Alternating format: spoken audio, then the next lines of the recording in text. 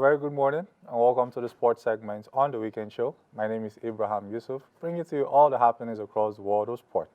The Paris 2024 Olympic tournament has been exciting to watch so far. We've seen different countries compete at different levels and medals won.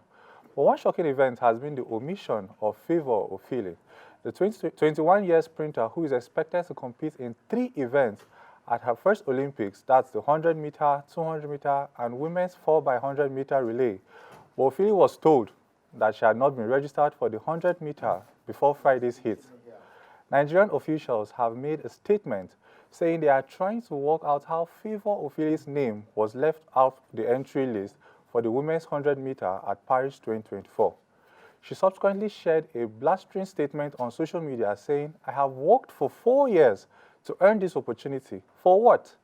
There is confusion to what happened, with both Nigerian officials and the governing board World Athletics denying responsibility. The vice president of the Nigerian Olympics Committee made a statement saying, "We are trying to get to the root of it because she qualified in our trials and the result was sent to World Athletics." It was also confirmed that normally World Athletics will send entries for Paris 2024. This is where the confusion is. However, World Athletics, the organization responsible for drawing up the starting list, has also confirmed that only 2 entries were made for her, the 200 and the women's 4x100 relay. Nigerian Sport Minister Senator John Eno said the saga will be investigated and thorough sanctioning for those found culpable of the oversight. The Sport Minister is on it and is doing everything possible to get to the root of the issue. Surprisingly, this is not the first time Ofili has suffered Olympic heartbreak based on technicality. She failed to compete at the delayed Tokyo 2022 Games, missing out on what would have been her debut Olympics after not meeting the minimum requirements for the number of out-of-competition drug tests. Questions are now being asked about the latest administrative error, which has also angered Nigerian sport fans. Coming to football, the show came to an end for the Super Falcons at the ongoing Paris 2024 Olympics tournament after their last defeat at the hands of former world champions Japan. But we must give it to them, having faced an incredibly tough challenge group in Group C, coming up against Spain, Brazil, and then Japan. While the result might not be ideal, it is clear that the team gained invaluable experience against world-class opponents. I personally feel that they did well, but there are certain areas that the team really needs to put more effort going forward. In as much as we have a balanced and okay squad, our attackers need to really work on their conversion rate.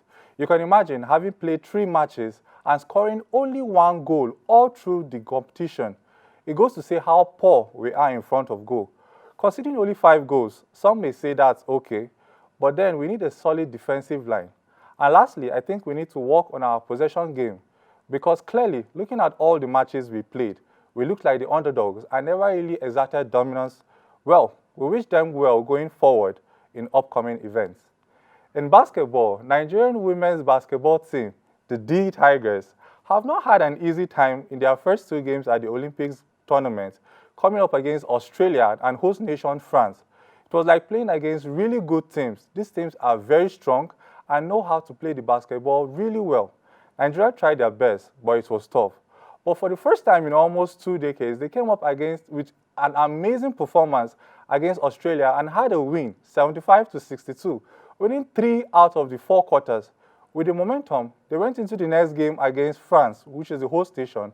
Also had a good game, but came short, 75-54. But like they say, it's never over until it's over. With the game against Canada scheduled for tomorrow, with a win for the D Tigers, we'll see them qualify for the next round of the tournament. We are solidly behind them and we wish them the very best. With Nigeria yet to appear on the medal table, we are still optimistic that we will have better outcomes in other sporting activities, and with the track and field just starting, we have a good chance. Still on basketball, the United States men's basketball team have begun the Olympics tournament with an impressive fashion. With a roster brimming of NBA talents, they showcased their dominance over their opponents. The match against Serbia was a test. Team USA dominance. The European powerhouse have had a history of challenging the Americans. However, the US team proved too strong. The game ended 110-84, with the US team winning 3 out of the 4 quarters.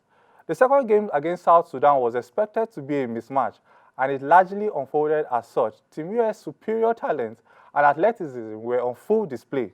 While the game served as an opportunity for bench players to gain experience, the core group continued to impress with their efficiency. As the tournament progresses, the competition is expected to intensify. However, based on their early performance, Team US appears to be on track for another gold medal. The heart and soul of the team has been the dominance of the unparalleled duo of LeBron James and Kevin Durant. These two combined basketball IQ, athleticism, and scoring ability are virtually unstoppable. With his unmatched court vision and leadership, LeBron has been the orchestrator of the Team USA offense. His ability to find teammates, create scoring opportunities, and defend multiple positions has been instrumental in their success. Against Serbia, LeBron showed his all-round brilliance, recording 21 points, 7 rebounds, and 9 assists at age 39. His presence alone seems to elevate the play of those around him.